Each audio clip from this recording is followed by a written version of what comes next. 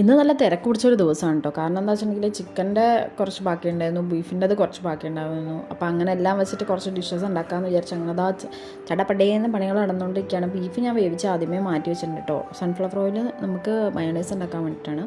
അപ്പോൾ ചിക്കന് നമ്മൾ മൊമോസ് ഉണ്ടാക്കാമെന്ന് കരുതുന്നുണ്ട് കേട്ടോ. അപ്പോൾ ബീഫും മൊമോസ് ഉണ്ടാക്കുന്നുണ്ട്. അപ്പോൾ ചിക്കൻ ഫ്രൈ ചെയ്തിട്ടാണ് കേട്ടോ മൊമോസ് ഉണ്ടാക്കാമെന്ന് വിചാരിക്കുന്നത്.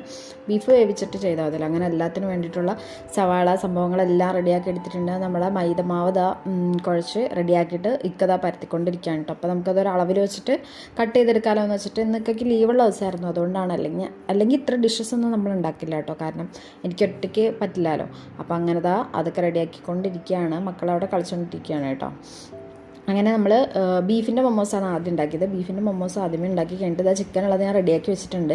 പിന്നെ നമുക്ക് ബാക്കിയുള്ളത് വെച്ചിട്ട് കുറച്ച് ചിക്കൻ കട്ട്ലറ്റ് കൂടെ ആക്കാമെന്ന് വെച്ചിട്ട് പൊട്ടറ്റോ വേവിച്ചിട്ടുണ്ടായിരുന്നു. പിക്കുമ്പോൾ വേഗം വന്നിട്ട് അത് മിക്സ് ചെയ്ത് തരാണ് കേട്ടോ.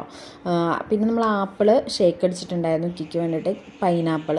കാരണം എനിക്ക് വേറെ വാട്ടർമെലനൊന്നും കഴിക്കില്ല കേട്ടോ. അതുകൊണ്ടിട്ടാണ്. അങ്ങനെ ഇന്ന് അത്യാവശ്യം കുറച്ച് ഡിഷസൊക്കെ ഉണ്ട്. ബിസ്ക്കറ്റ് പൊടിച്ച് വെച്ചിട്ടുണ്ട്, ഈത്തപ്പഴം ഉണ്ട്, ചെറി വാങ്ങിച്ചിട്ടുണ്ടായിരുന്നു, കപ്പലണ്ടി വാങ്ങിച്ചിട്ടുണ്ടായിരുന്നു. കാരണം ഇതൊക്കെ നമുക്ക് ഷേക്കിലിടാൻ വേണ്ടിയിട്ടാണ് കേട്ടോ.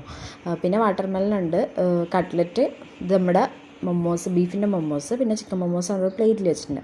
അങ്ങനെ നോമ്പ് തുറക്കാൻ വേണ്ടിയിട്ട് എല്ലാവരും റെഡിയായിരിക്കുകയാണ് കേട്ടോ. കുറേ ദിവസങ്ങൾക്ക് ശേഷം ഇത്രയും സാധനങ്ങൾ കണ്ടതിൻ്റെ ഒരു സന്തോഷത്തിലാണ് മക്കൾ ഇരിക്കുന്നത്. അങ്ങനെ ബാങ്ക് വിളിച്ചു, ബാങ്ക് കേട്ടിട്ടുണ്ട് കേട്ടോ. അപ്പോൾ നമ്മൾ നോമ്പ് തുറക്കണം. ഹൈസമ്മ ഇന്ന് വാശി പിടിച്ച് ഫോൺ വേണമെന്നൊക്കെ പറഞ്ഞ് കരഞ്ഞു. പിന്നെ ആ സമയത്ത് നമ്മളൊരു സീനാക്കണ്ടെന്ന് വിചാരിച്ചിട്ട് ഫോൺ അങ്ങോട്ട് കൊടുത്തേക്കാണ് കേട്ടോ.